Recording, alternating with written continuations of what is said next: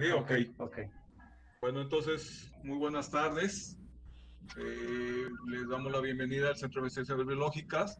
Y bueno, dentro de las actividades productivas que desarrollan las poblaciones humanas en varias partes del mundo, han derivado en un notable impacto negativo en el ambiente, cuyo efecto se manifiesta en los sectores ambiental, agropecuario, alimentario, salud, bienestar social e incluso en la administración pública.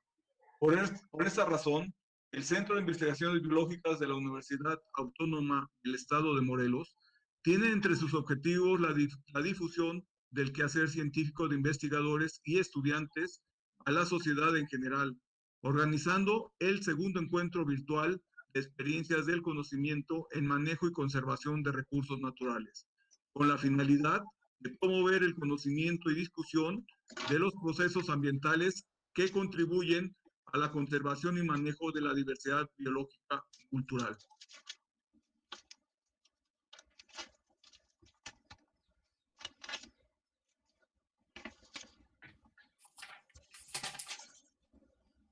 Agradecemos al Presidium, en el Presidium, a la doctora Patricia Musali Galante, quien es representante de la Universidad Autónoma del Estado de Morelos, al doctor Alejandro Flores García, encargado de despacho de la dirección del Centro de Investigaciones Biológicas de la Universidad Autónoma del Estado de Morelos, a la doctora Michelle Monterrosas Brison, directora de la Facultad de Ciencias Biológicas de la UAM, a la doctora María del Refugio Trejo Hernández, directora del Centro en Investigación en Biotecnología, a la doctora Elizabeth Arellano Arenas, directora del Centro de Investigación en Biodiversidad y Conservación, al doctor Juan Manuel Rivas González, director de la Escuela de Estudios Superiores del Jicarero, a la maestra en Ciencias Almadelia Sánchez García, representante del Colegio de Biólogos del Estado de Morelos, y también agradecemos a todos los investigadores del Centro de Investigaciones Biológicas y alumnos, estudiantes que se encuentran presentes en esta conferencia.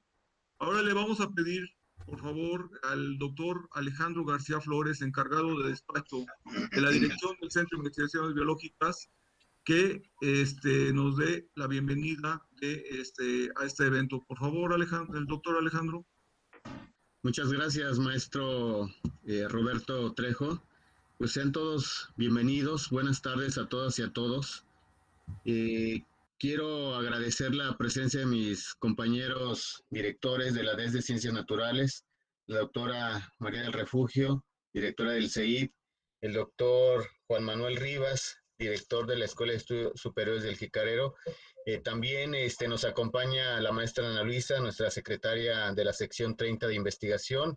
Y bueno, comentarles que el segundo encuentro de experiencias del conocimiento en manejo y conservación de recursos naturales tiene como objetivo promover la enseñanza, el conocimiento y la discusión de los procesos ambientales que contribuyen a la conservación y manejo de la diversidad biológica y cultural en el estado de Morelos y en el país. Es importante hacer mención que para este segundo encuentro va a haber 25 ponencias ya confirmadas en la que participan 34 investigadores y estudiantes de la Facultad de Ciencias Biológicas y de la Maestría en Manejo de Recursos Naturales. Están participando los 13 laboratorios que integran al Centro de Investigaciones Biológicas y 6 cuerpos académicos. En ese sentido, pues les doy la más cordial bienvenida a todos los asistentes, a los cuerpos académicos, a los estudiantes.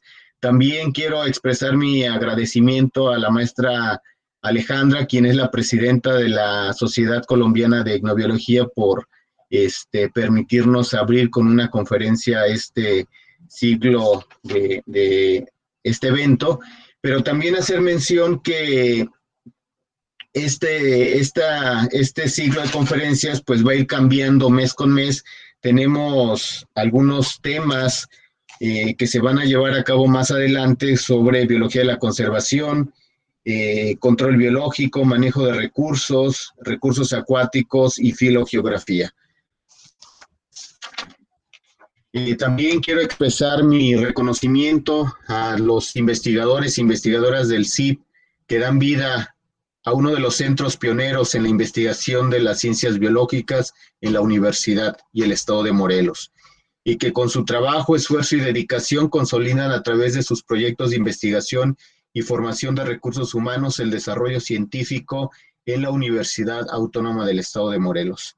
Enhorabuena, éxito y que este segundo encuentro de experiencias del conocimiento sea productivo y permita fortalecer la vinculación académica de los participantes y de las instituciones involucradas. Por una humanidad culta, una universidad de excelencia. Muchas gracias y sean todos bienvenidos. Muchas gracias, doctor, por sus palabras y le damos también la bienvenida a la maestra en ciencias María Alejandra Naranjo García, quien es nuestra primera conferencista. Bienvenida y muchas gracias. A continuación le vamos a pedir a la doctora Patricia Musali Galante, en representación de la universidad, que nos diga unas palabras y que nos dé, por favor, la inauguración de este evento.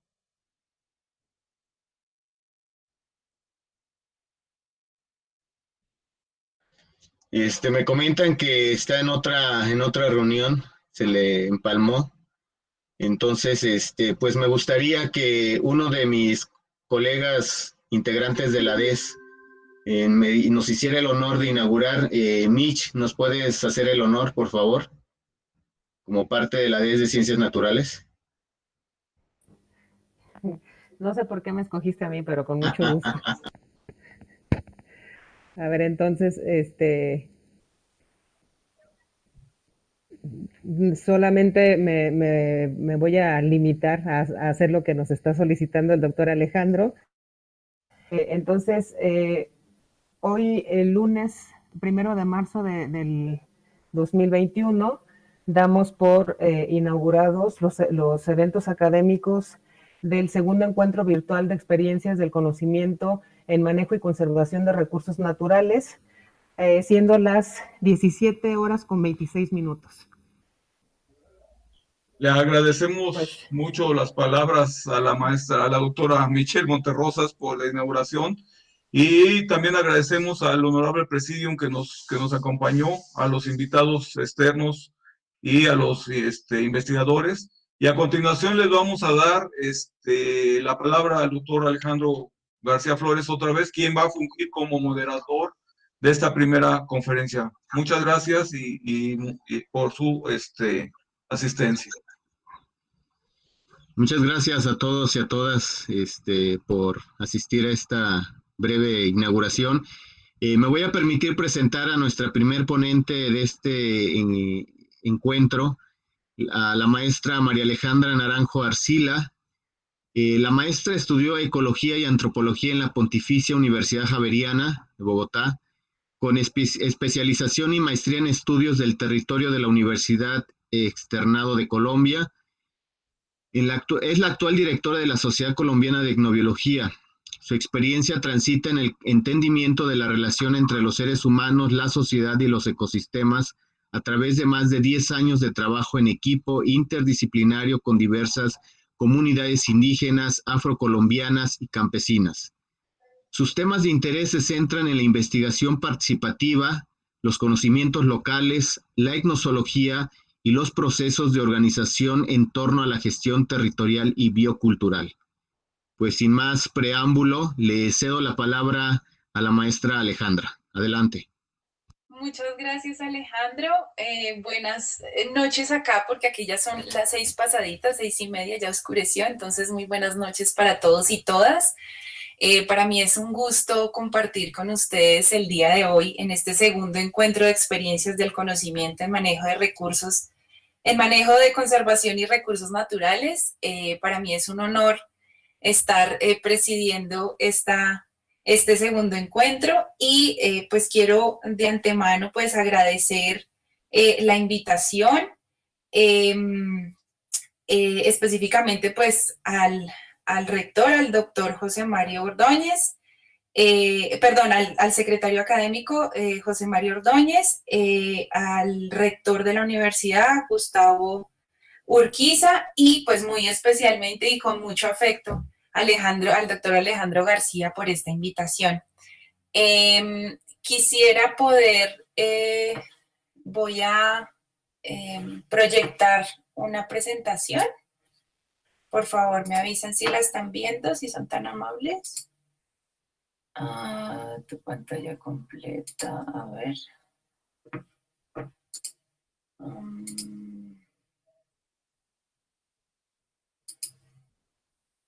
Desea compartir el contenido de tu pantalla. A ver, ¿ya? ¿Me están viendo ya la pantalla? Sí, ya la vemos. Está cargando, maestra. Listo, perfecto. Gracias. ¿Ya están viendo todos? Sí, ya. Bueno, perfecto.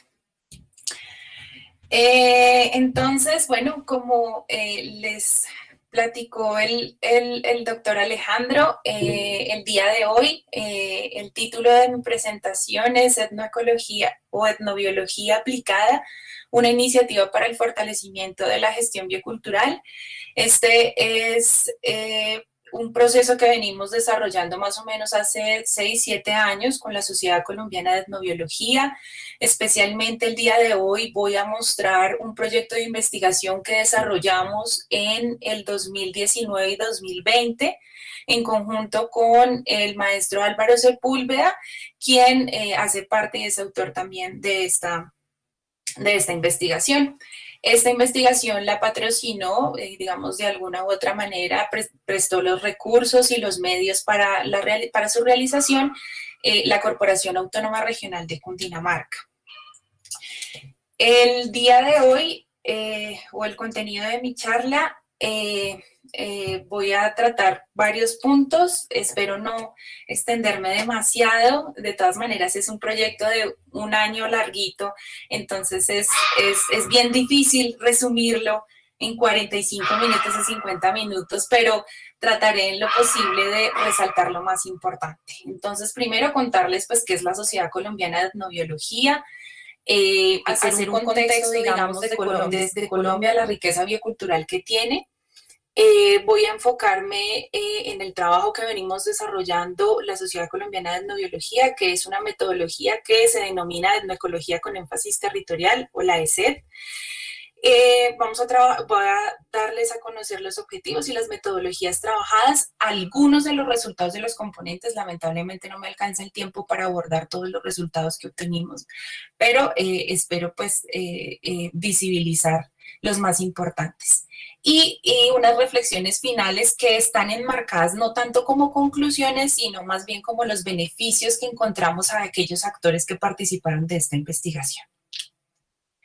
Entonces, la Sociedad Colombiana de Etnobiología realmente la conforma un grupo interdisciplinario que, digamos que permanentemente está reflexionando o tiene como objetivo como compromiso entender esas realidades socioambientales del país, ¿no? Y cómo podemos ayudar desde no solamente la academia, sino desde los movimientos sociales hacia un cambio, digamos, de la realidad en estas zonas y específicamente en las zonas rurales donde trabajamos. Trabajamos con diferentes actores sociales, generando espacios de investigación, diálogo, formación, reflexión y acción para la conservación y el fortalecimiento del patrimonio biológico y cultural de pues, nuestras zonas rurales del país. Nosotros trabajamos casi siempre nuestros proyectos de investigación están enfocados en 4 líneas de investigación o en 4 líneas o 4 temáticas. Uno que es la educación, otro que son los procesos productivos bioculturales, la producción de conocimiento y la gestión integral biológica y cultural. La Sociedad Colombiana de Etnobiología actualmente hace parte y contribuyó a la creación de la Red Latinoamericana por la Defensa del Patrimonio Biocultural, la cual pues tiene una creación, se crea en el Cuarto Congreso Colombiano de Etnobiología y Quinto Latinoamericano de Etnobiología en Popayán, donde empiezan con diferentes etnobiólogos de distintos países a conformar una red. En este momento, si no estoy mal, ya hay más de 670 participantes, entonces ha sido como un aliento, digamos, a seguir trabajando por la bioculturalidad en nuestra región. Bueno, simplemente para dar cuenta un poco de esta bioculturalidad o esta diversidad biocultural en que se expresa, entonces en esa variabilidad de genes, de lenguas, prácticas, sabidurías, que hasta hoy están alojadas y representadas en y por los pueblos tradicionales, indígenas, afrocolombianos o afrodescendientes, campesinos, rum, por ejemplo, que también son muy importantes, los gitanos en nuestro país también es un grupo bien interesante. Simplemente aquí muestro un mapa de las distintas lenguas que hay en el mundo, la riqueza de lenguas que tenemos en el mundo. Yo creo que la diversidad biocultural también nos llama a mirar esos distintos papeles de retnización que se están dando en los distintos lugares, esas nuevas configuraciones étnicas y relocalizaciones de los conocimientos locales y tradicionales en nuestras regiones. Y pues digamos también evoco aquí un poco lo que dice el autor Bruno Latour, y es la necesidad de empezar a generar una etnografía mucho más a profundidad de estas sociedades hegemónicas occidentales, donde nos hemos siempre dado la tarea a hacer etnografía y hacer investigación sobre los otros o sobre otro, y nunca o muy pocas son las investigaciones que se han empezado a hacer a profundidad sobre estas sociedades que toman decisiones y tienen un manejo sobre esos recursos naturales, ¿no? Entonces, para entrar ya en contexto y contarles un poco la experiencia que ha tenido la Sociedad Colombiana de Etnobiología en esta investigación, es importante dar a conocer pues que mi país es un país mega diverso. En este momento tenemos, pues, está constituido por 91 tipos de ecosistemas distintos. Colombia es un país de regiones, ¿no? Entonces tenemos la región Pacífico, la región Caribe, la región Andina, la región de los Llanos y la Amazonía.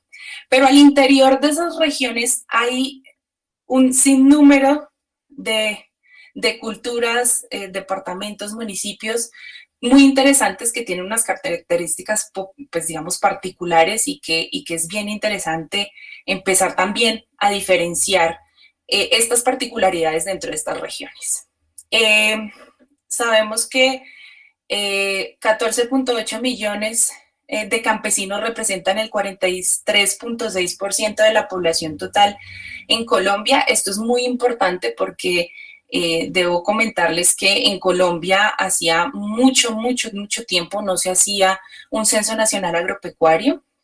Nosotros llevamos 45 años de no hacer un censo nacional agropecuario, y ustedes ya se imaginarán los datos estadísticos pues bastante obsoletos. Sin embargo, con el censo que logramos desarrollar, lo digo logramos desarrollar porque fui parte de este proyecto,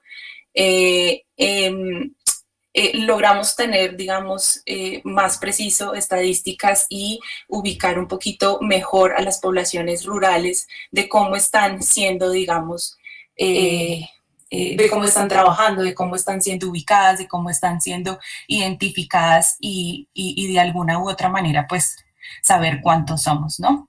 Esta población de campesinos no se ubica únicamente en 6 zonas de reserva campesina, realmente están desplazadas por toda la zona rural de Colombia, pero es importante, y por eso lo resalté aquí, tenemos 6 zonas de reserva campesina, que es una forma particular de, digamos, delimitar el territorio. Y hay 58 procesos en construcción. Entonces, lo que se quiere es empezar a cambiar el uso de la tierra, ¿cierto? Y empezar a pensar muchísimo más en la producción y en la seguridad alimentaria, sobre todo. En Colombia hay 1.905.000, hay poquito más de 1 millón, de casi 2 millones realmente de indígenas distribuidos en 115 pueblos y 710 resguardos. Y 68 lenguas indígenas. Esto es muy importante porque hace poco estuve leyendo un artículo y resaltaba que hay más de 35 lenguas indígenas que están siendo registradas ya extintas. Y pues esto es bastante preocupante porque cada vez pues se reduce esta diversidad, ¿no?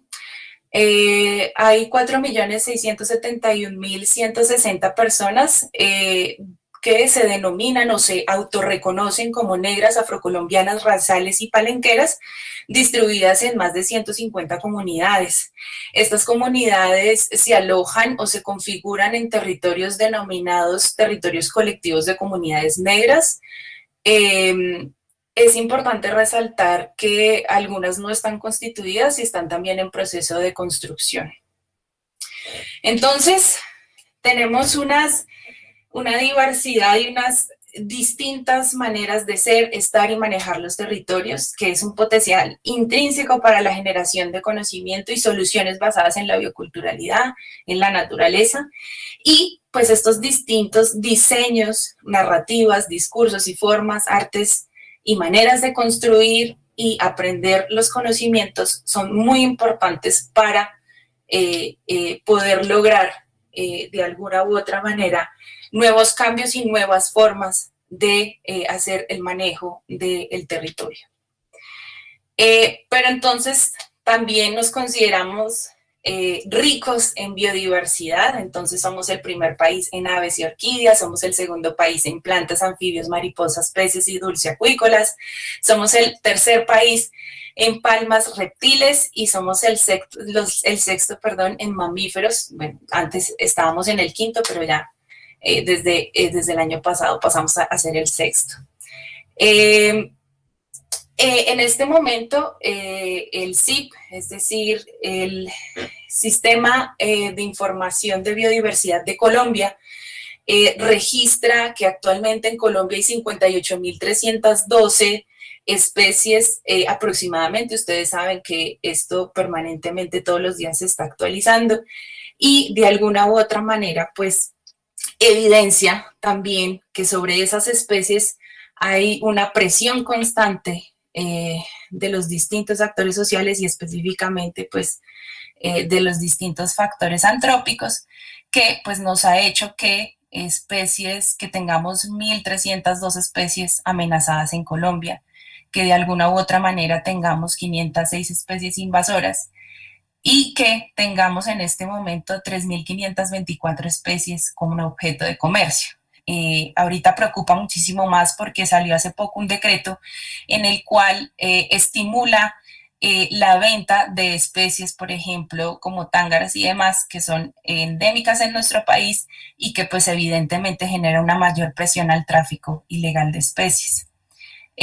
Simplemente quería resaltar esto y la importancia de que pues tenemos especies de aves, más de 2.000 especies de aves, que en este momento 55 están, por ejemplo, amenazadas, un 16 más o menos en estado crítico, unas 15 como en estado vulnerable y las demás en peligro, ¿no? Entonces, vuelve y nos presenta una preocupación constante sobre esta biodiversidad que de alguna u otra manera pues empieza a tener amenazas, ¿no?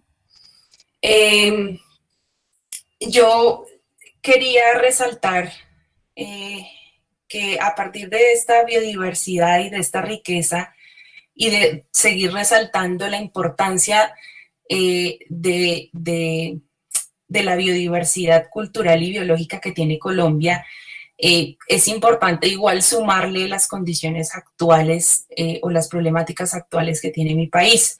¿Por qué lo traje en esta presentación? Porque creo que es un llamado y un grito de las distintas organizaciones sociales que trabajamos con líderes sociales en las zonas rurales donde realmente están pasando situaciones muy críticas, muy dolorosas, que nos ha hecho a nosotros, aparte pues de esta tragedia de la pandemia, nos ha hecho aislarlos a ellos y aislarnos a nosotros del trabajo en la ruralidad.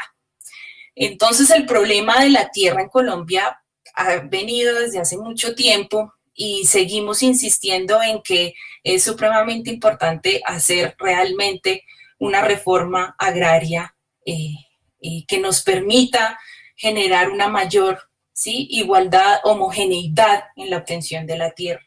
En este momento contamos con que hay 2.770.000 predios, ¿sí?, que tienen menos de 5 hectáreas, es decir, que solo corresponden al 2% del área rural, que es la mayoría, digamos, de los campesinos en Colombia. Y en un contraste, pues tenemos que son 5.842 predios que tienen más de 1.000 hectáreas y que corresponden casi al 73.8% de la tierra productiva. Entonces, pues esto, como ven, sigue siendo un factor desequilibrante precisamente a la hora de hacer gestión territorial, ¿no? Hay una preocupación constante por el robo de baldíos. Se calculan aproximadamente que son 1.2 millones de hectáreas. Se dijo en el acuerdo de paz que se formalizarían 7 millones de hectáreas, adjudicación a personas que trabajan la tierra, y 3 millones de hectáreas que entrarían al proceso de reforma agraria, que esto va muy lento. Esto, digamos, que cada vez pues sí ha mejorado y han habido procesos de adjudicación, pero esto va muy lento.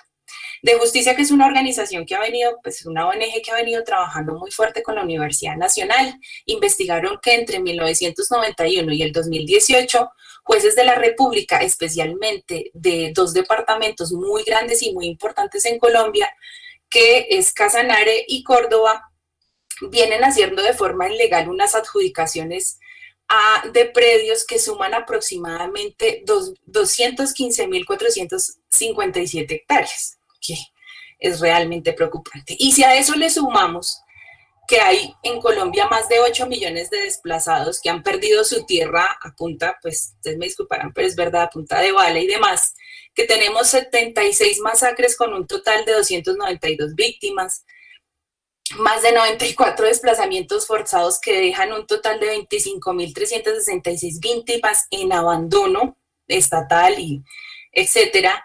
En este momento, el informe de las Naciones Unidas para Colombia resaltó que hay 133 homicidios de defensores de derechos humanos, de los cuales casi el 45% son defensores de la naturaleza, es decir, gente que trabaja por la defensa de los recursos naturales y por la gestión medioambiental.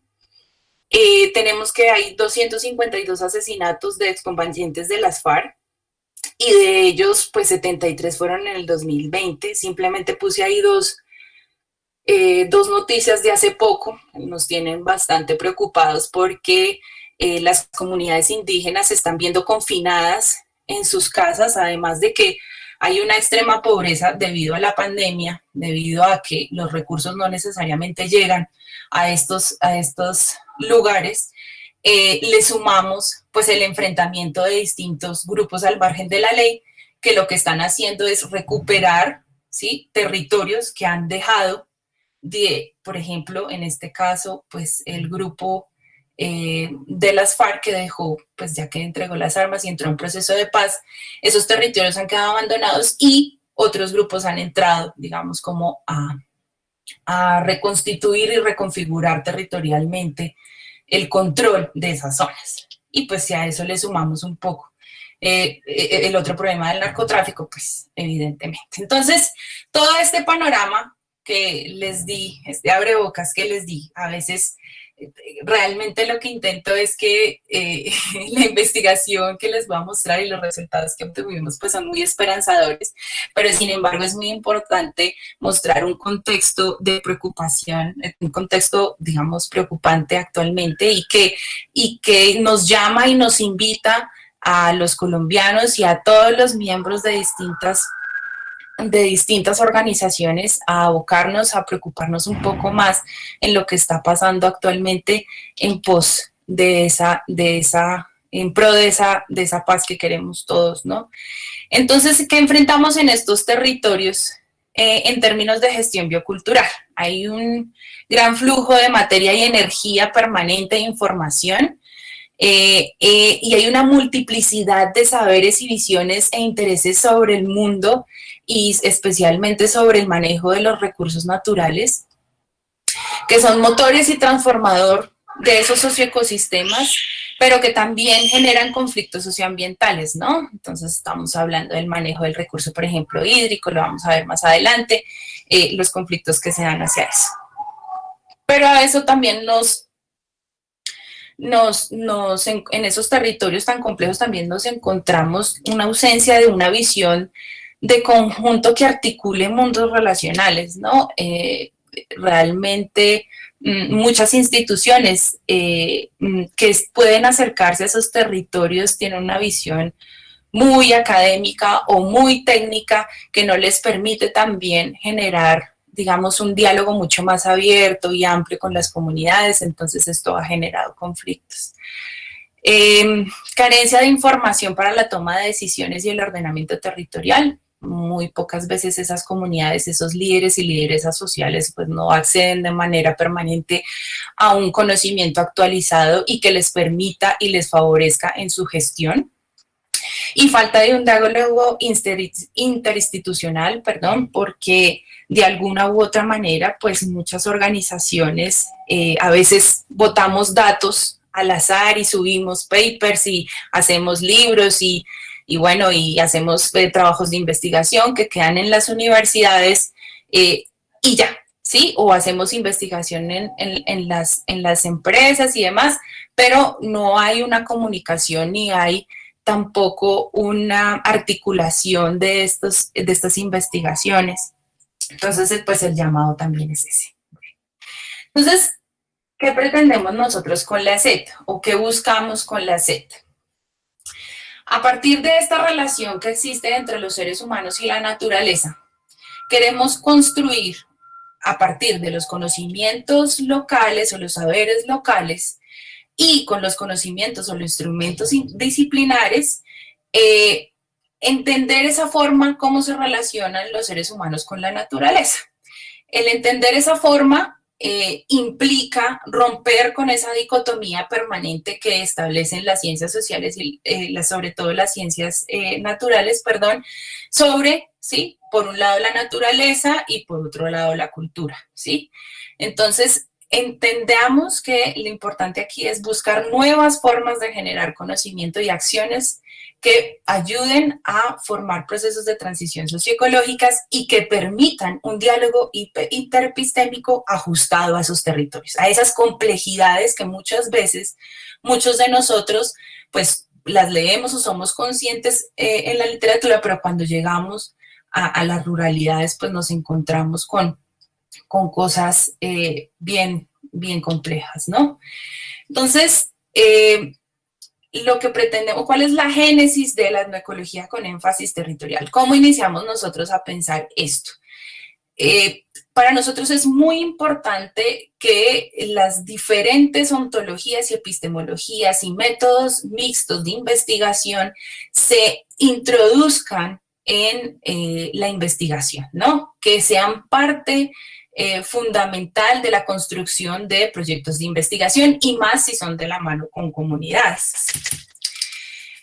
Para eso, pues simplemente resalto unos referentes teóricos que para nosotros son fundamentales, como los métodos cuali y cuantitativos, la etnoecología, la etnografía, la ecología de saberes de Sousa Santos, la de colonialidad que ha trabajado mucho Grosfoguel, Escobar, las perspectivas relacionales, que la trabajamos con Palacios, pero también Bruno Latour, etc.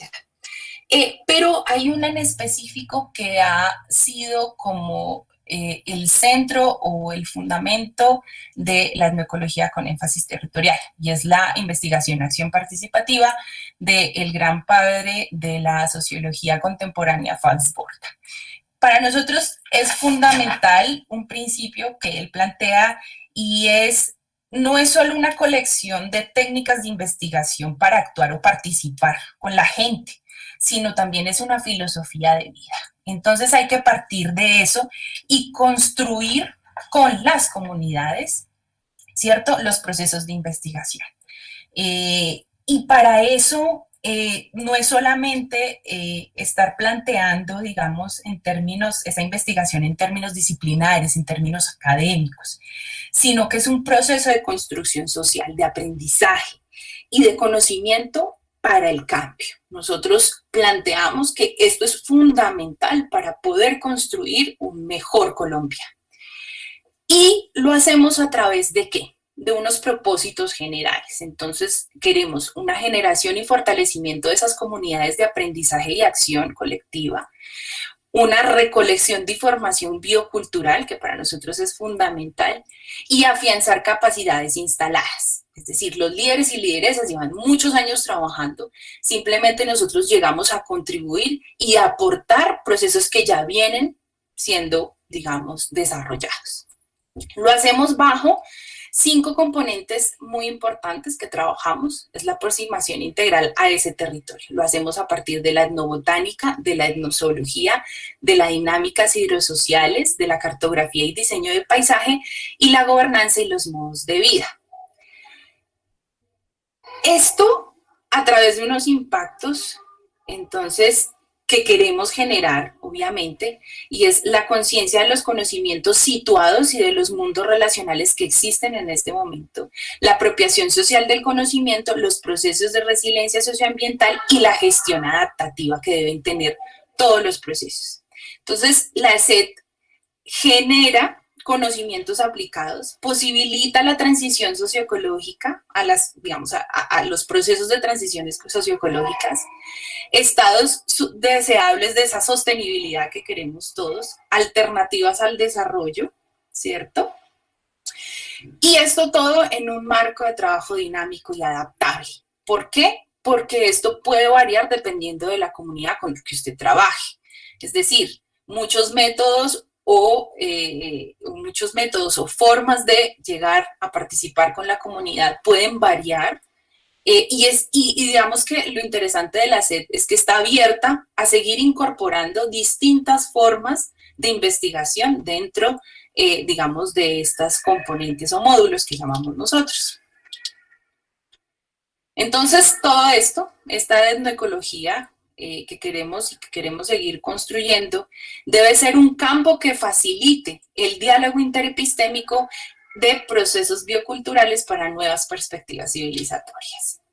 Entonces, lo que hicimos nosotros en el proyecto como objetivo principal es fortalecer las organizaciones rurales, no gubernamentales y entes territoriales desde esa etnoecología con énfasis territorial. Quisimos generar comunidades de aprendizaje y de acción biocultural a través de esa construcción de espacios de dialógicos y de aprendizaje colectivos o colaborativos. Identificar conocimientos locales relacionados con la gestión biocultural en conjunto con las organizaciones rurales no gubernamentales y entes territoriales. Aquí es muy importante porque intentamos permanentemente vincular a la institucionalidad. Fue bastante complicado porque sigue habiendo como la percepción de que el trabajo con comunidad pues implica como enfrentarse como a las debilidades y a las críticas que se tienen sobre la institución. Entonces, pues fue bastante complicado, sin embargo, pues varios funcionarios de entidades fueron y participaron, pero creo que faltó mucha más participación por parte de estas organizaciones. Determinar y espacializar áreas prioritarias para la conservación biocultural, integrando conocimientos locales y valores ecológicos del paisaje, que más adelante pues les describiré un poco cuál fue la metodología para trabajar. Entonces, pues este es nuestro esquema. Trabajamos, como les comenté, 4 componentes centrales: los animales en la gestión biocultural del territorio, la importancia de las plantas en la cultura de las comunidades, las dinámicas hidrosociales, entendiendo o ordenando el territorio en torno al agua, y los territorios o el territorio, cartografía y diseño de paisaje. Estos 4 módulos ¿sí? Se desarrollaron a partir de sesiones teórico-prácticas y una construcción colectiva de ese conocimiento. La idea es que no era que nosotros nos sentáramos y los líderes y lideresas se pusieran a escucharnos permanentemente, pues como la charla y ya, sino que la idea era generar un diálogo de saberes. Entonces, la construcción de estos módulos o de estos componentes permanentemente se vino nutriendo, ¿no? Todos los fines de semana que trabajábamos se venía nutriendo y cambiando también las dinámicas y la agenda. Y eso también permitió, pues, que empezara a robustecerse mucho más la investigación. Entonces, estas sesiones teórico-prácticas, pues, tuvieron ese fin, la formación de los líderes y la recolección de información biocultural, el levantamiento de información. Y la idea es, como les dije anteriormente, era poner a dialogar esos conocimientos locales o tradicionales con esos conocimientos científico-técnicos que de alguna u otra manera teníamos los distintos investigadores que fuimos a trabajar acá. Y los temas transversales que hacen referencia un poco a los objetivos anteriormente nombrados, que fue el fortalecimiento de estas organizaciones, la importancia de los saberes locales y las formas de articulación en la gestión biocultural, y la priorización de estas áreas para la conservación, integrando los valores sociales que ellos tenían sobre su territorio, más los evaluados por un software ecológicos del paisaje. Todo esto decantó en 6 productos, uno que fue el informe final, unos mapas de áreas prioritarias, una publicación de etnoecología, un análisis de redes sociales, es decir, sobre la gestión biocultural que se trabajaba en la zona, una formulación de proyectos comunitarios y, por último, varios documentos audiovisuales. Te voy a decir que tenemos un documento corto, varios cortos y un largometraje bien interesante que después espero podérselos enviar por el chat o el link para que lo puedan ver.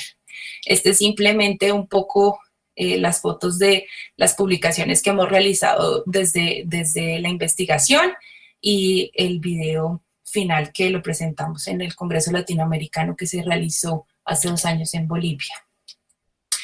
Bueno, para contarles dónde hicimos la investigación, ustedes saben que Colombia se divide en departamentos y estos departamentos a su vez tienen municipios. Nosotros trabajamos en el departamento de Cundinamarca en 2 regiones específicamente, una Río Negro y otra que se llama Sumapaz.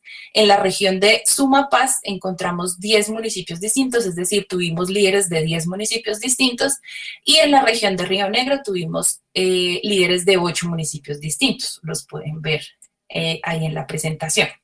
Sin embargo, durante estos 6-7 años que hemos venido trabajando, ya hemos tenido contacto con 325 líderes campesinos e indígenas de 287 organizaciones socioambientales de 42 municipios de Colombia. Creo que voy a quitar esto para que puedan ver. Listo. Y en 3 resguardos indígenas muiscas, uno que se llama Cotachía y Sesquilí. Estas son algunas de las imágenes del territorio. Quería mostrarles un poco porque muchas veces uno puede contar muchas cosas, pero realmente las imágenes a veces dicen más que 1000 palabras. Este es el municipio de Cabrera. Está localizado o es uno de los municipios que hace parte del páramo de Sumapaz, el páramo más grande de Colombia y pues del mundo, ¿no? Sesiones teórico-prácticas que trabajamos durante todo el proceso del 2019. La mayoría de los actores oscilaba entre los 20 y los 60 años. Sin embargo, tuvimos el privilegio en algunas sesiones de contar con la participación de jóvenes, es decir, de jóvenes de 12, 13, 14 y 18 años. Pocos, pero jóvenes muy interesados en la protección de su territorio y de seguir aprendiendo en la gestión biocultural. Este es uno de los territorios en los cuales trabajamos y estas son algunas de las fotos de las salidas de campo que hicimos con los líderes y lideresas de estos municipios.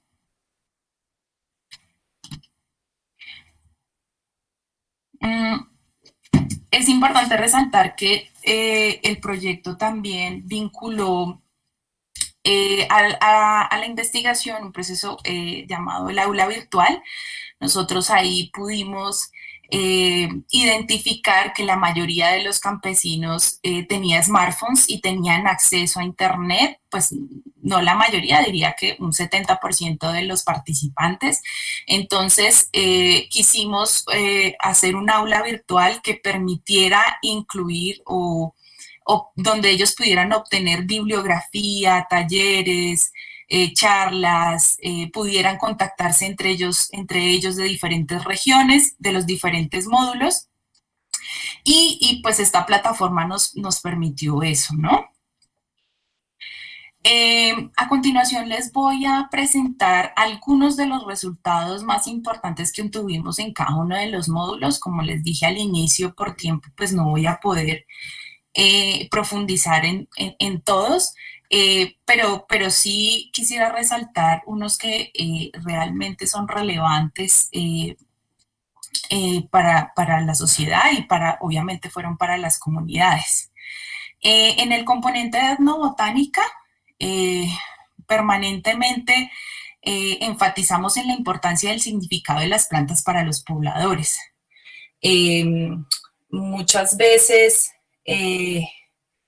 nos encontramos con que la población entiende, digamos, con esa relación con las plantas muchas veces desde la parte medicinal. Entonces, voy a enfocarme más que todo en el uso medicinal, pero sin embargo encontramos un montón de usos de los cuales también profundizamos, pero que, pues digamos que no dieron tan buenos resultados como el uso de plantas medicinales. Obtuvimos en total 455 especies con distintas categorías de uso, con formas de recolección y aplicación, digamos, muchas fueron en salidas de campo, otras fueron donde los mismos líderes y lideresas identificaban y nos enviaban la información a través de la plataforma virtual, a través de un chat que hicimos por grupo de WhatsApp, etc. Encontramos que ellos, bueno, es importante aclarar esto, todos los conceptos y las construcciones que hicimos con ellos en términos de qué son las plantas, qué entiende por esa relación o cómo se construye esa relación de planta campesino en la zona de Cundinamarca, todo esto lo construimos con ellos. Entonces, por ejemplo, las categorías como bosque subandino, bosque altandino, cultivos, cercas, los distintos ecosistemas que ellos identificaron, ellos los definieron y a su vez los diferenciaron, ¿cierto? Pues digamos teóricamente. Y fue muy interesante porque encontramos distintas categorías que no están basadas, digamos, pues en la literatura. Encontramos que en el bosque altandino 106 especies, en el páramo 36 especies, muy importante, aquellas que propenden por la conservación del agua. Eso fue muy interesante porque se registraron más de 46 especies también que se han perdido, entonces siempre había la discusión, pues sobre todo de los más adultos, de los adultos mayores con los jóvenes, sobre algunas especies que ellos no tenían ni idea, pero que los adultos mayores reconocían y que evidentemente pues ya desaparecieron, ¿no? Y en los cultivos pues 90 especies, que es muy importante ese valor, ya que pues hace parte de la fuente de la soberanía alimentaria de estas poblaciones. Entonces, dentro del componente etnobotánico, trabajamos permanentemente sobre cuáles son esas partes usadas de las plantas, cuáles son las formas de recolección y uso de esas plantas, cuáles son los espacios de uso donde se dan esas plantas. Y una cosa muy interesante que encontramos y es el enfoque de género del uso de esas plantas. Muchas de esas plantas, sobre todo las que están encontradas, como vimos como vamos a ver, perdón, en la gráfica siguiente, y es que muchas de las especies que se encontraron pues son usadas sobre todo por las mujeres en sus huertas o en lo que llamamos en algunas comunidades indígenas chagras. Entonces, ellas tienen en sus huertas o en sus jardines aquellas plantas medicinales que son muy usadas, pero en los hombres, por ejemplo, no encontramos muchas especies usadas por ellos en estos lugares. Entonces, evidentemente, se empezó a hacer un enfoque de género y encontramos cosas muy interesantes.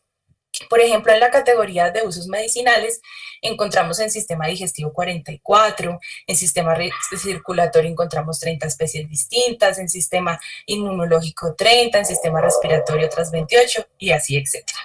También encontramos que las partes de las plantas más usadas, por ejemplo, o los lugares más usados eran en las huertas, en los jardines y en las zonas silvestres. Y los tipos de preparación que más se usan son las infusiones, las hervidas y las que son trituradas o maceradas.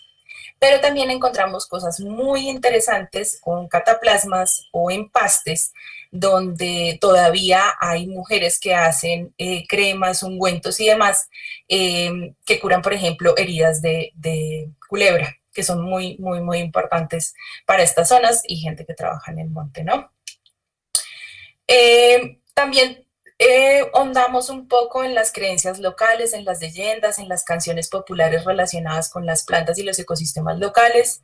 También hablamos sobre esas causas de desaparición de algunas especies. Entonces, ¿cuáles son las causas o las amenazas que tienen estas especies? Ellos identificaron que la deforestación, la ampliación de la frontera agrícola y pecuaria, los efectos del cambio climático y la pérdida del interés de nuevas generaciones y prácticas vinculadas a ese uso de la flora, pues eran las principales causas de desaparición, tanto del conocimiento local sobre estas especies de plantas como de las especies mismas.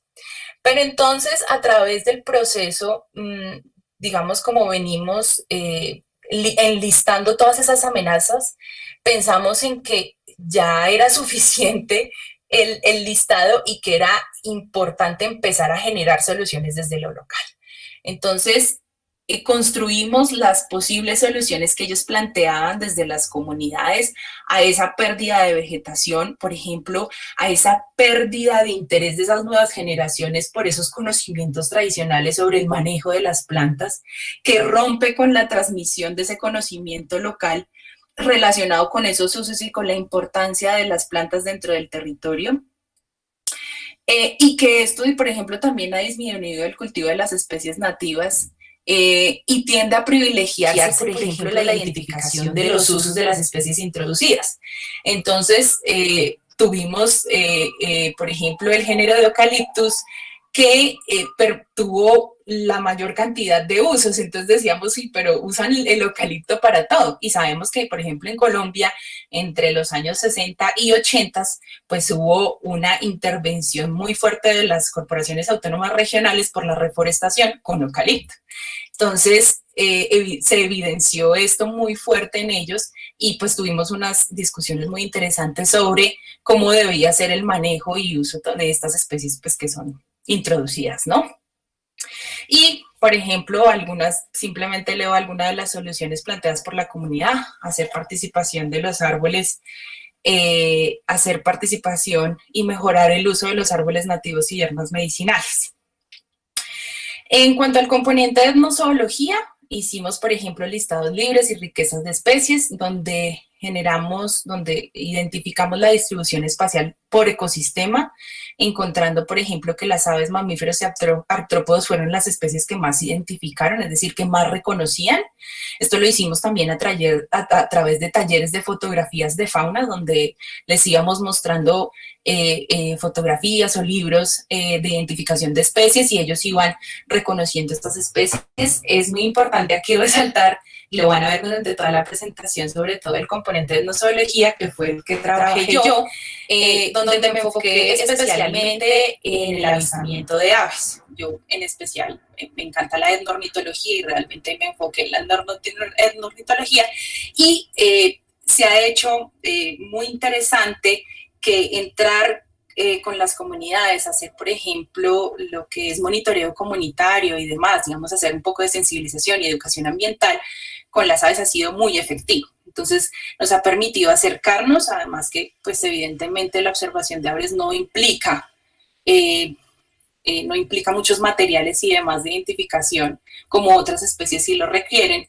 Y además de eso, pues la observación de aves simplemente necesitas tener todos los sentidos abiertos y la disposición de querer aprender y querer observar los animales de tu territorio, y creo que eso incentivó también a generar procesos, más adelante les contaré, procesos de monitoreo comunitario. También identificamos hábitos alimenticios, hábitos de nidificación, hicimos análisis comparativo de estas composiciones de especies, tuvimos un diálogo permanente sobre la cacería, ahorita más adelante les contaré. Simplemente quería resaltar con las gráficas que encontramos que la carne, la piel y la sangre fueron las partes de los animales que más se utilizaban. Y realizamos unas encuestas etnozoológicas donde queríamos mirar esa percepción sobre la fauna silvestre asociada a las áreas, por ejemplo, fragmentadas, bosques conservados y humedales, que son aquellas áreas donde realmente la Corporación Autónoma Regional estaba más interesada en proteger, ¿no? En conservar. Entonces también nos enfocamos un poquito en estos ecosistemas. También identificamos época y lugar donde se observan los animales, la percepción ligada a la pérdida de estas especies, y también trabajamos sobre las creencias locales, las leyendas y las canciones populares relacionadas con la fauna silvestre, y evidentemente tenía que salir también la doméstica. Ustedes saben que generamos una relación muy fuerte, por ejemplo, con los animales domésticos, y que hacen parte, se construyen y hacen parte también, pues, de la vida rural. Encontramos los usos con mayor número de especies: el comercial, el alimenticio, el mascotas, luego el ornamental, mágico, ritual, y en menor medida el medicinal.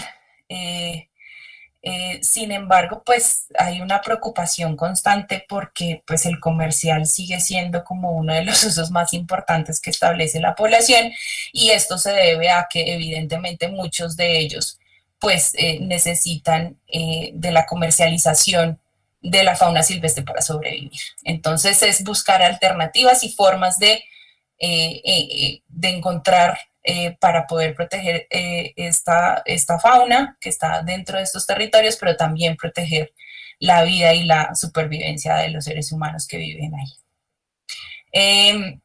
Encontramos que las herramientas más usadas para la caza de animales pues es la escopeta, las trampas y los perros siguen siendo predilectas por las comunidades campesinas de esta zona, y traigo a colación dos especies muy importantes. El Dasypus fue una de las especies pues, que identificaron que era que tenía la mayor presión de caza en las zonas, en ambas olas, tanto en Río Negro como Sumapaz, porque la usan mucho en términos medicinales y la carne es muy sabrosa. Entonces se acostumbra todavía, hay una costumbre de que sea consumir carne de monte, ¿no? Y el cachicamo, como ellos llaman en algunos sitios, o el armadillo, pues tiene una alta presión de caza. Simplemente aquí hago una cita sobre una lideresa donde incentiva a sus compañeros a no permitir la caza deportiva en los territorios, y ella dice, por parte de extraños, y hacer campañas de educación ambiental para evitar el cautiverio de animales silvestres, concientizar a la comunidad sobre la preservación del medio ambiente y que no permitamos la caza de los animales ni que los traigamos que los tengamos en cautiverio. La especie, como por ejemplo el oso de anteojos, es muy interesante porque el oso de anteojos pues, es una especie muy carismática, y distintas organizaciones han venido haciendo mucha educación ambiental y han venido haciendo procesos en las comunidades de estas zonas sobre la protección de este animal. Entonces, digamos, se ve, digamos, como muy protegido por las comunidades, y hay, digamos, como una permanentemente acción frente a la protección y conservación de este animal. Entonces, los ecosistemas se están viendo amenazados por las transformaciones de pues, de los paisajes, la expresión, digamos, la expansión urbana, que es permanente, presiona permanentemente a las comunidades rurales, la ganadería extensiva e intensiva, la ampliación de la frontera agrícola y otros factores antrópicos. Estos usos y todos estos conocimientos locales brindan insumos necesarios para prevenir la escasez de especies y plantear programas de conservación que estén adecuados a los intereses de las comunidades. Como venía diciendo, muchas veces podemos nosotros llegar y dar alternativas y soluciones a la conservación de estas especies, pero evidentemente a veces no funcionan porque van en contravía de todas las creencias, saberes y digamos, perspectivas y formas de querer, de cómo quieren ellos relacionarse con estos animales en las zonas, ¿no? Conocer y analizar aspectos culturales como relaciones, prácticas, creencias y rituales que establecen las comunidades con los animales de caza es supremamente importante para ver el estado actual de esta población de fauna en las zonas, ¿no? Ver cuáles son los mejores planes de conservación a partir de estos elementos. Y a través del diálogo de saberes y la recopilación del conocimiento tradicional y otras metodologías participativas, se revitalizó esa cultura campesina. Y aquí quiero resaltar una cosa que se vio durante todos los módulos, y es el respeto por esas creencias, por esas prácticas y por esas formas de relacionarse de las poblaciones con estos animales, ¿no? Esto es muy importante resaltarlo. Y se logró un acercamiento muy respetuoso a estos saberes, ¿no? Esto es muy importante. En el componente de agua, simplemente quisimos entender los territorios bajo otros derrotes, no solamente en términos prediales o factores de producción económica, sino que buscamos o se busca esas soluciones basadas en la bioculturalidad y en la adaptación de la vulnerabilidad y de ese cambio climático que permanentemente nos está mostrando indicadores de los cambios, sobre todo de los cuerpos de agua que tienen estos territorios. En este módulo se trabajó el diálogo de multiactor, se trabajó con el juego de actores y roles, con esta metodología, se hizo mapeo participativo y un diagrama de cuencas, se hicieron algunas encuestas y entrevistas sobre el agua, y pues los diferentes encuentros de aprendizaje, las sesiones teórico-prácticas. Todos estos métodos participativos y herramientas de gestión colaborativa. Simplemente resalto, porque ya se me está acabando el tiempo, bueno, ya estoy terminando los resultados de los módulos. Por favor, Alejandro, me avisas cuando ya no tenga mucho tiempo, realmente me falta muy poco, qué pena con ustedes, pero son tantas cosas que salieron que quería mostrarles que evidentemente no me alcanza el tiempo. Pero bueno, simplemente quiero resaltar de este módulo que identificaron que están digamos, muy bien conservados los lagos lagunas, porque estas zonas son de mucha humedad, permanentemente tienen agua. Sin embargo, en la última década han destacado ellos que ha venido disminuyendo sobre todo lo que son los acuíferos, donde ellos obtienen el agua y demás. También identificaron que hay algunos sistemas pues, que están más degradados, como los asentamientos urbanos, los bosques secos, los agroecosistemas o los pastizales abiertos. Pero aquí quiero resaltar una cosa que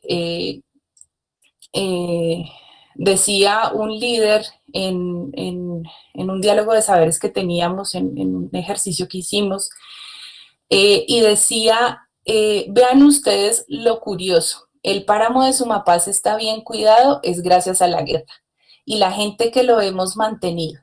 Pues en otros escenarios es posible que el agua y sus tierras ya estuvieran concesionadas o arrasadas. Entonces, una de las cosas o uno de los resultados que salieron dentro de esos talleres fue que la guerra, aunque nos ha dejado muchos dolores, muchas tristezas, pues también hizo que esos territorios se conservaran.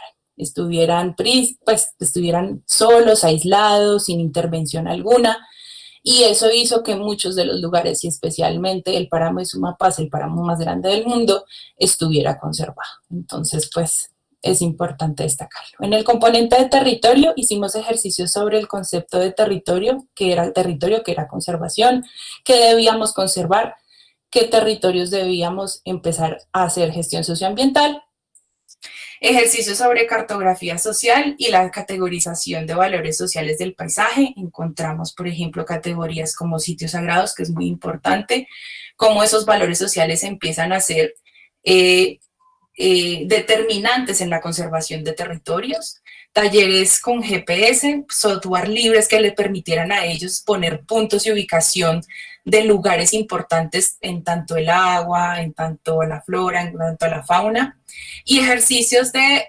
recorrido del territorio en diferentes salidas de campo. Estas son algunas de las actividades, por ejemplo, que hicimos en las comunidades indígenas, donde realizamos maquetas en tercera dimensión y pusimos o incorporamos a estas maquetas todas las convenciones que ellos quisieron incorporar y mostrar a las diferentes organizaciones y a las distintas poblaciones en general. Esta priorización de áreas para la conservación sobre los conocimientos locales son muy importantes porque nos permitió la identificación de áreas con alto valor cultural para las comunidades, la identificación de áreas que son importantes ecológicamente, que esto lo hacemos a través de un software con diferentes variables ecológicas, los insumos integrales para cumplir los objetivos de la conservación en la región, la planificación espacial y alertas tempranas de conflictos socioambientales, la evaluación de futuros escenarios y armonización de intereses de conservación. Entonces, como pueden ver, este fue uno de los resultados. En la parte de abajo que ustedes ven netamente amarillo es el páramo de Sumapaz y convergió esa parte cultural y esa parte de los valores ecológicos donde ambos estuvieron de acuerdo que debían ser conservados. Entonces, es muy importante aquí que encontramos. Nos da, digamos que este ejercicio nos dio certeza sobre la toma de decisiones en términos de gestión biocultural. ¿Qué debemos hacer y en qué zonas específicas debemos actuar? ¿Por qué? Porque hay un valor muy importante que le da la comunidad a ese sector específico y un valor alto o bajo que le da, obviamente, el programa y los valores ecológicos. También hicimos una lista de los diferentes actores, trabajamos con, les dije anteriormente, con lo que tiene que ver con el análisis de redes sociales. Nosotros trabajamos con una metodología de Palacio 2017, ya tiene 8 pasos distintos para identificar el listado de los diferentes actores sociales que se encuentran en la zona, pero además identificar aquellas instituciones, organizaciones o líderes o personas que son conectores, que articulan y atraen a otros distintos actores sociales a la gestión socioambiental. También nos basamos en la teoría del actor red de Latour. Por último, trabajamos proyectos comunitarios que estuvieron asociados a lecciones aprendidas que ellos hayan tenido de otros procesos anteriores o de otros proyectos anteriores con distintas organizaciones, cómo debemos tener una comunicación asertiva a la hora de hacer esos proyectos. También identificamos en cada uno de estos líderes y lideresas el árbol de saberes y talentos. ¿Qué talentos y qué capacidades tenía cada uno para poder potencializarlos y generar nuevos proyectos que permitan, pues, la eficacia de los mismos? Y esa formulación colectiva de los proyectos permitió un diálogo, pues, con los diferentes actores sociales de la comunidad.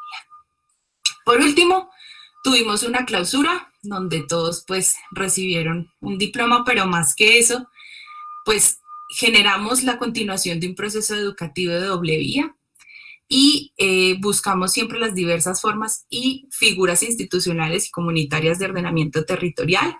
Se construyó un pequeño, pues ya hay pequeños semilleros para las distintas especies forestales y lo que se quiere hacer hacia futuro con ellos es empezar a construir aulas vivas. Estos encuentros de saberes e intercambio de semillas ya se empezó a hacer digamos que ya esto no fue con la Sociedad Colombiana de Endobiología, sino que ellos mismos empezaron a construir con otras organizaciones esto que ya había sido como propósito posterior a este proyecto. Entonces, como ven, pues siguió el curso, y el mejoramiento de la conectividad ecológica a diversas escalas espaciales y temporales. Por último, como reflexión final, quiero poner aquí una frase de don Luis Vargas, una persona de 79 años que participó con nosotros, que es presidente del Acueducto Comunitario de Cabrera. Él dice: estos encuentros han cambiado la manera como vemos, sentimos y manejamos nuestros territorios. Sin embargo, lo más bonito que hemos logrado es tejer nuevas formas de relacionamiento y amistad con la naturaleza y entre gente de distintas regiones y oficios. Entonces, como les decía, en estas reflexiones o conclusiones que voy a dar, simplemente quiero hacer como resaltar los beneficios a los actores, distintos actores territoriales con los que trabajamos.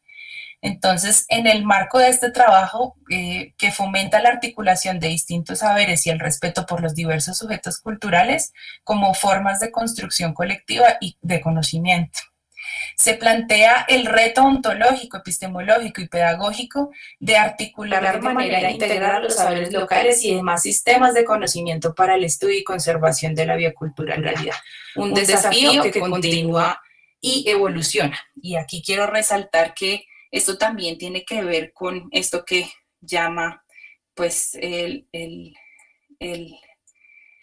Arturo Escobar, o que también relaciona Orlando Falsborda, y es el sentipensar, ¿no? Pensando con el corazón y sintiendo con el corazón pensando, ¿no? ¿Cómo podemos combinar esas dos cosas, la cabeza y el corazón, y que ambas contribuyan al mejoramiento y al respeto y al mejoramiento de estos territorios? Los pobladores locales y demás actores vinculados a la gestión biocultural conocen desde nuevas perspectivas y con mayor detalle los atributos y dinámicas socioecológicas de sus territorios. Eso es muy importante porque creo que a ellos les queda de parte de un listado de especies las distintas formas de poder identificar, registrar, observar, monitorear las distintas especies dentro de su territorio. Se ofrece a los participantes y sus organizaciones instrumentos, métodos e información biocultural valiosa que es esencial para la toma de decisiones frente a la gestión socioambiental y procesos de transición socioecológica. Propender por el diálogo interepistémico es resguardar múltiples corpus praxis de conocimiento y formas de ser que pueden brindar posibilidades de nuevos paradigmas civilizatorios. Y esto es muy importante porque en esta nueva crisis o en esta era que llamamos antropocéntrica, o el antropoceno, nos invita o esta crisis nos invita a generar nuevas formas de relacionarnos, de hacer gestión socioambiental o hacer gestión biocultural, y pues nos invita a nuevos retos, ¿no? La etnoecología con énfasis territorial facilita a la formación de potenciales agentes de cambio comunitarios, la valoración y articulación de esos conocimientos locales y el entendimiento de los atributos y dinámicas socioecológicas del territorio. Aquí pues están mis datos. Si quieren, la idea es que ahorita, no sé, puedo compartirles en el chat el link donde pueden encontrar el largometraje que hicimos. Y también algunos cortos y un video script, por ejemplo, que realizamos para las comunidades y que pues ha servido también en la construcción y aporte a este conocimiento que construimos conjuntamente. Simplemente quiero finalizar la presentación con esta frase del taita Martín Agreda, médico tradicional del pueblo Kamsha, que dice: llegará el día en que indios, negros y mestizos nos tendremos que sentar a dialogar en igualdad de condiciones para poder sanar pueblos y territorios. Gracias. Muchas gracias, maestra Alejandra, y muy interesante la charla, el podernos compartir ese patrimonio de su patria y que, bueno, los problemas o amenazas a este patrimonio biocultural muy importante para las comunidades indígenas y campesinas en Colombia, pues son comunes también en nuestro país, ¿no? Tenemos latentes una serie de amenazas a este patrimonio biocultural que también tenemos en nuestro país, en México. Daría apertura a algunas preguntas de nuestros asistentes vía Meet en el Facebook que también nos están siguiendo, o en el canal de YouTube del centro. Pueden abrir el micrófono si tienen alguna pregunta o algún comentario.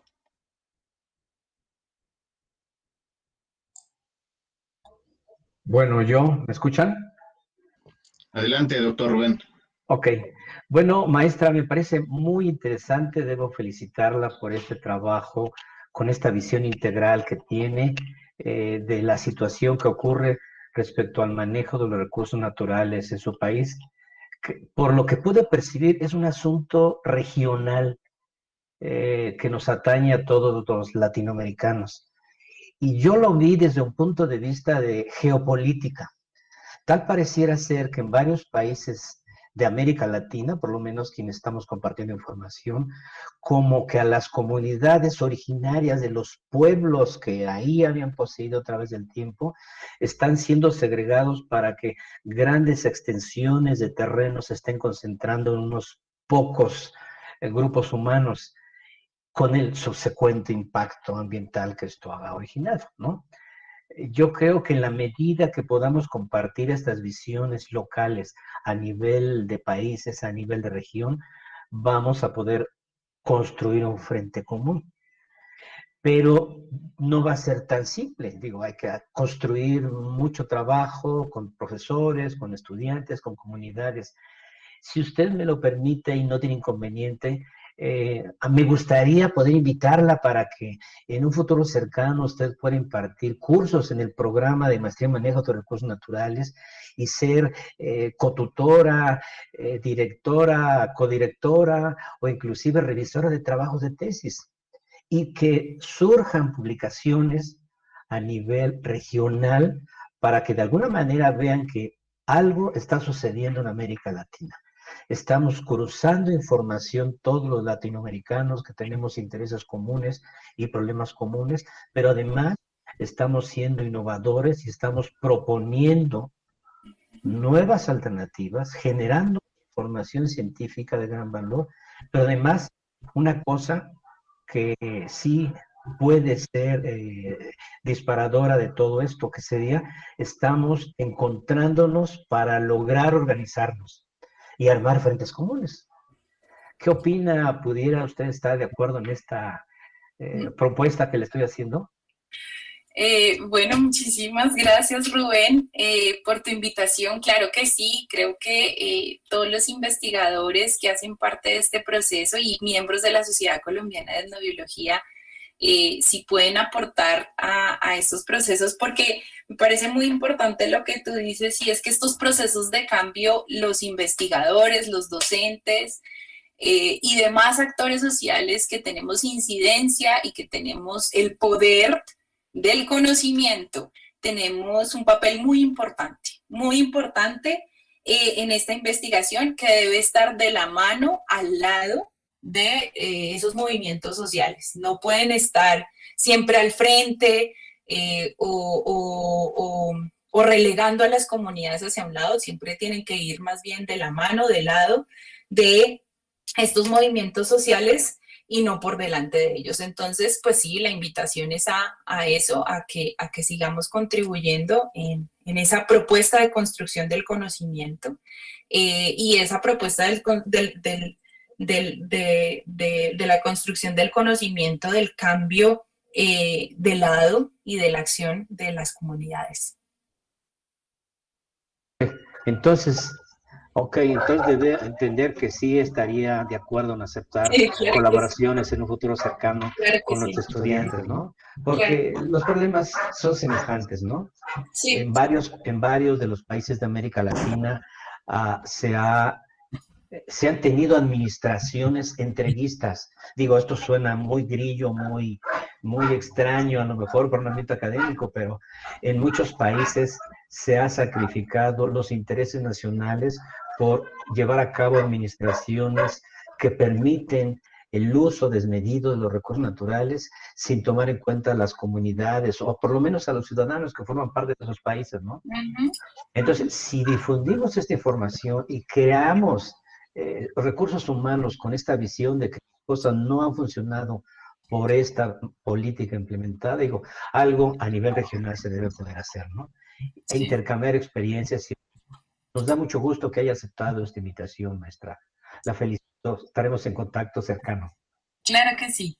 Por medio de Alejandro, el doctor Alejandro tiene todos mis datos, claro que sí, en lo que podamos ayudarles y contribuir al mejoramiento de esta hermosa región, ahí sí, latinoamericana. Entonces, pues, bienvenido sea y claro que sí, en lo que podamos apoyarlos, con mucho gusto. De acuerdo, muchas gracias. Adelante, doctor Alejandro. Muchas gracias, doctor Rubén. Muchas gracias, maestra Alejandra, por aceptar. Seguros que vamos a iniciar esta vinculación con la Sociedad Colombiana de Icnobiología para fortalecer el trabajo en el área. Comenta Raúl Valle lo siguiente. Una de las principales amenazas para la conservación de la diversidad biocultural en Latinoamérica es el extractivismo, proceso que se ve reflejado en megaproyectos como minería a gran escala, agroindustria, complejos turísticos, proyectos energéticos, etcétera. Estos se caracterizan por sus grandes impactos socioambientales en los territorios campesinos e indígenas, ocasionando importantes transformaciones sociales, económicas y culturales. ¿Cuál es el panorama colombiano en este aspecto? Comenta también si han surgido movimientos en defensa de los territorios campesinos y desde su opinión, ¿cuál debe ser el papel que debe tomar la academia en estos movimientos?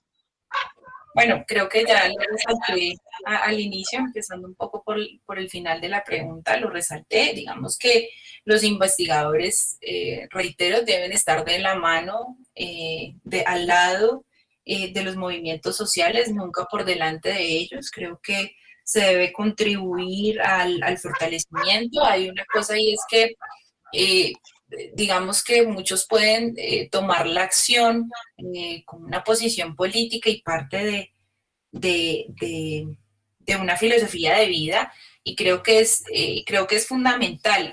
Yo considero que la academia tiene una responsabilidad muy fuerte a la hora y la toma de decisiones en muchos de estos territorios, donde nuestros estudiantes, donde otros colegas trabajan en estas zonas y muchas veces obtienen información y o no es retribuida o no es compartida o no tiene ningún beneficio más allá de, digamos, individual del investigador. Entonces, yo creo que sí hay una responsabilidad, facilitar estos procesos que tienen que protagonizar los diferentes actores del territorio, poder hacer que estos investigadores no solo sean espectadores, ¿sí?, sino que también entren a hacer toma de decisiones, que empiecen a hacer una etnoecología crítica, ¿cierto? Una biología, una ecología crítica, que empiecen a ser más tomadores de decisiones en términos de colaborar y de ayudar a estos movimientos sociales. Y sí, el extractivismo en Colombia es la permanente amenaza. Por ejemplo, en una de las zonas en las cuales trabajamos, que es el páramo de Sumapaz, como ustedes saben, el páramo más grande del mundo, pues es un lugar muy complejo donde convergen distintos actores al margen de la ley, por ejemplo, donde pues están haciendo uso de la tierra para hacer cultivos ilícitos, pero además hay un interés muy, muy fuerte por parte del Estado colombiano, por ejemplo, de hacer hidroeléctricas en las distintas corrientes de los ríos, ríos con bastante caudal, y pues ha habido una cosa muy interesante, por ejemplo, en el 2018 un movimiento muy interesante, y es hacer un referendo, ¿sí? Un referendo en contra de si se quiere o no hacer minería o extractivismo en estos lugares. Y pues aunque no es reconocido por el Estado como tal, en el municipio de Fusagasugá, por ejemplo, que es como el centro donde está digamos, el páramo de Sumapaz, o digamos el casco urbano donde se encuentra la región del páramo de Sumapaz. Por ejemplo, el alcalde tomó la iniciativa de apoyar este referendo. Entonces, eso causó, por ejemplo, en él un rechazo por parte de los medios, de distintos, por ejemplo, movimientos políticos, mucho más de derecha, que permanentemente estaban presionando para que ese, por ejemplo, referendo del agua no tuviera una mayor incidencia, por ejemplo, en la población y mucho boom como tal. Sin embargo, se logró, se hizo, ganó el sí, ganó el que no querían, sí, pues digamos, hacer esta hidroeléctrica, ganó el referendo al agua, pero sin embargo no fue reconocida, digamos en términos estatales. Entonces, sigue habiendo ahí una disputa muy fuerte. Sin embargo, por ejemplo, en estas zonas hay una zona de reserva campesina, que hay una movilización de campesinos muy fuerte, donde hay, digamos, como una identidad sobre el territorio y sobre el ser campesino en esta zona muy, muy arraigados, que ha hecho que pues no permeen estas otras ideas de desarrollo en estos lugares. Sin embargo, pues la verdad, en Colombia ya empezamos el proceso, por ejemplo, de extracción de petróleo con pruebas fracking. Están haciendo apenas los inicios de las pruebas y demás. Sin embargo, hay una resistencia por parte de los movimientos sociales, pero sin embargo, pues sigue habiendo la intención, ya salió el decreto, van a hacerlo. Entonces, pues sigue existiendo una contradicción fuerte ahí en lo que se quiere como una nueva forma de desarrollo local, ¿sí? O desarrollo sustentable, como pensamos nosotros, y ese otro desarrollo que plantean esos otros que quieren, pues obviamente, hacerlo a partir de la extracción del recurso hídrico.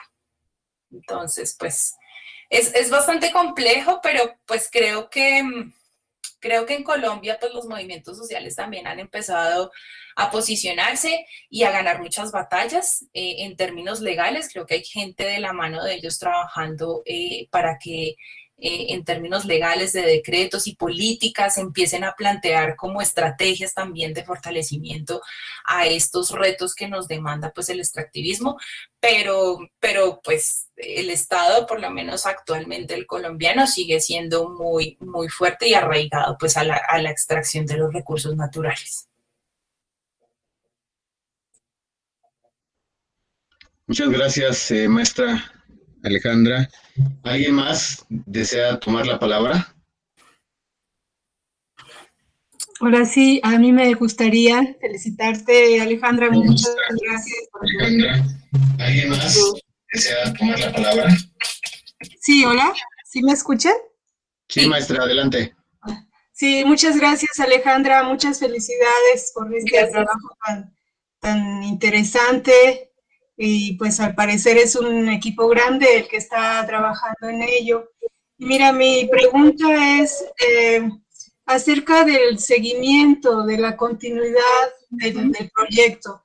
Aquí generalmente nos enfrentamos al dilema de los financiamientos. Total. Y también a que en las comunidades los grupos quisieran que la universidad, que los investigadores que diseñan estos proyectos continuaran con ellos, acompañándolos para darle continuidad a esas nuevas acciones, a esas nuevas formas de organizarse. ¿Cómo ves tú esta situación? Uy, creo que vivimos el mismo dilema.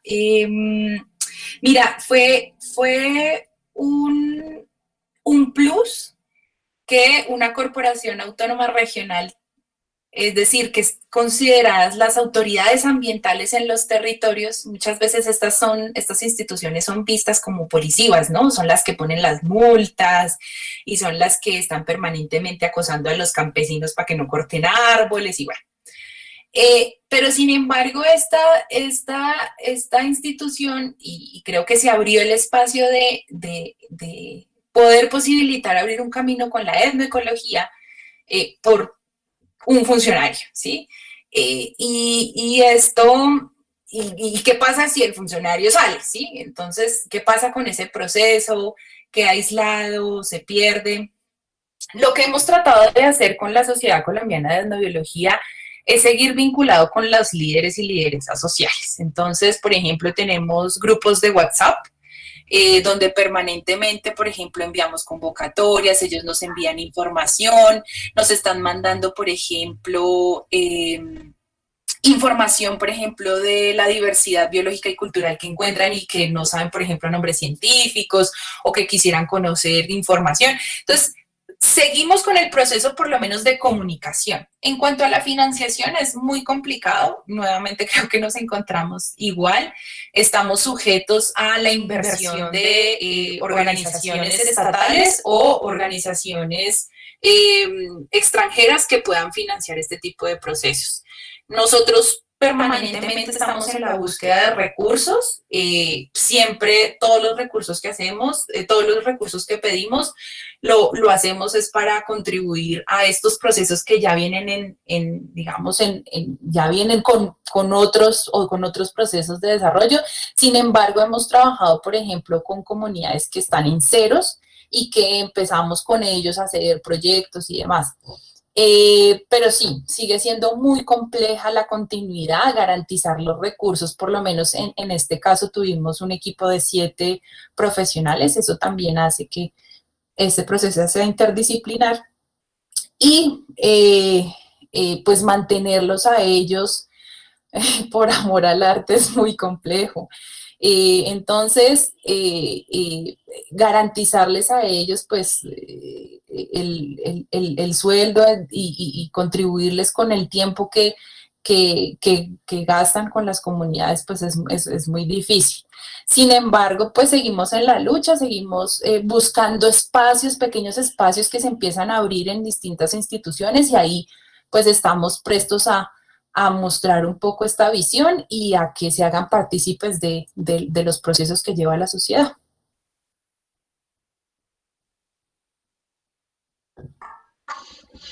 Muchas gracias, Alejandra.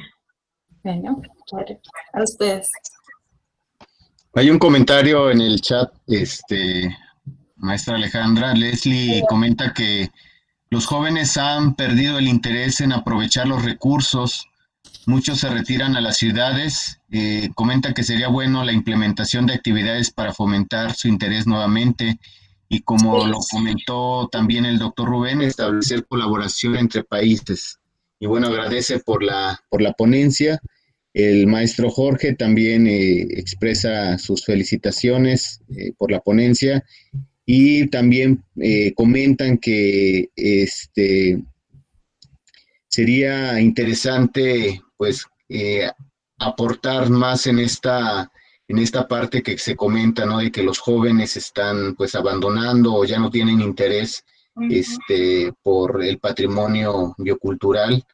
Y que sería bueno empezar a hacer algunas actividades de manera en conjunta.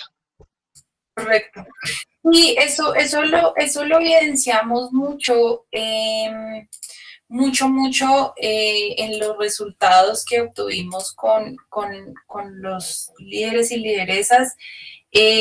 Muy poca participación de jóvenes y realmente los jóvenes que estaban eran los hijos de los líderes y lideresas.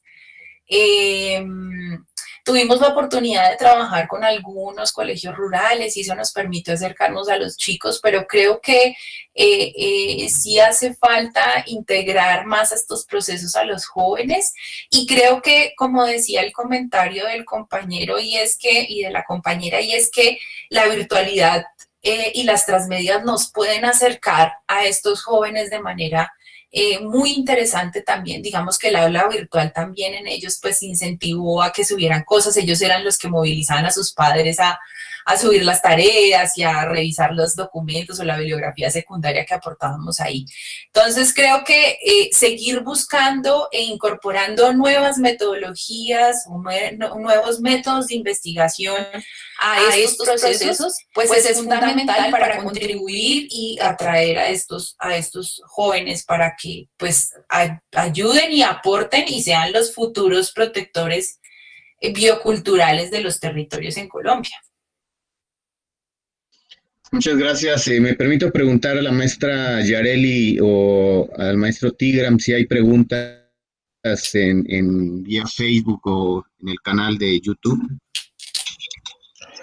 En YouTube hacen un comentario sobre el calentamiento global y su relación con la pérdida de la vegetación.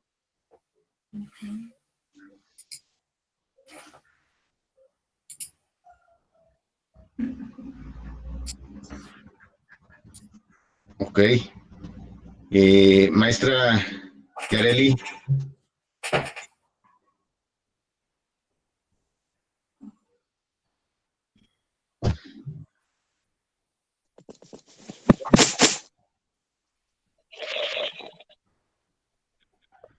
Bueno, pues creo que ya no hay más preguntas, maestra Alejandra. Pues no nos queda más que agradecerte tu participación y estoy seguro que esto es el inicio de un vínculo con la Sociedad Colombiana de Etnobiología. Antes de... Sí, adelante.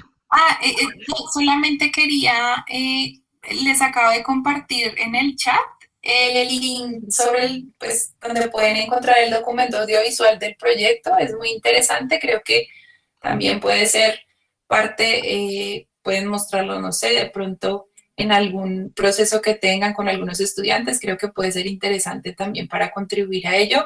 Y pues en nuestro canal de YouTube de la Sociedad Colombiana de Etnobiología pueden encontrar los otros documentos audiovisuales, que ha sido una herramienta muy interesante y que nos ha permitido llegar a más gente, porque creo que me faltó una cosa que es muy importante decir, y es que la idea también con estos procesos y lo que hemos logrado de pronto después de terminar los proyectos es que estos actores sociales o estos líderes y lideresas socioambientales multiplican la información aprendida. Muchas veces ellos se vuelven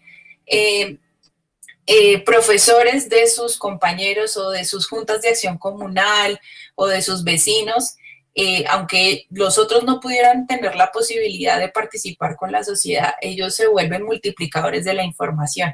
Entonces creo que es fundamental estas herramientas audiovisuales para ellos, para contarles su experiencia y de alguna u otra manera pues replicar lo aprendido. Muchas gracias por compartirnos la información, maestra Alejandra. Y bueno, antes de cerrar la sesión, me gustaría invitarlos el próximo martes 9 de marzo a la siguiente conferencia de este encuentro, que lleva por título Rasgos de sustentabilidad en los sistemas productivos familiares establecidos por inmigrantes en Morelos. Esta conferencia va a estar impartida por la maestra en Ciencias Hortensia Colín Baena, del Laboratorio de Ecología del Centro de Investigaciones Biológicas. Están cordialmente invitados, es el mismo link que utilizamos el día de hoy para ingresar, y bueno, los esperamos a todos y a todas, y con esto estaríamos cerrando esta primer conferencia. Muchas gracias, maestra Alejandra, nuevamente, muchas gracias a mis compañeros de la DES de Ciencias Naturales, a los directores y directoras, a los investigadores y estudiantes que nos acompañaron el día de hoy. Muchas gracias y pasen buena tarde, buena noche para todos. Feliz noche. Muchas gracias a ustedes. Gracias. Muchas gracias. Hasta luego.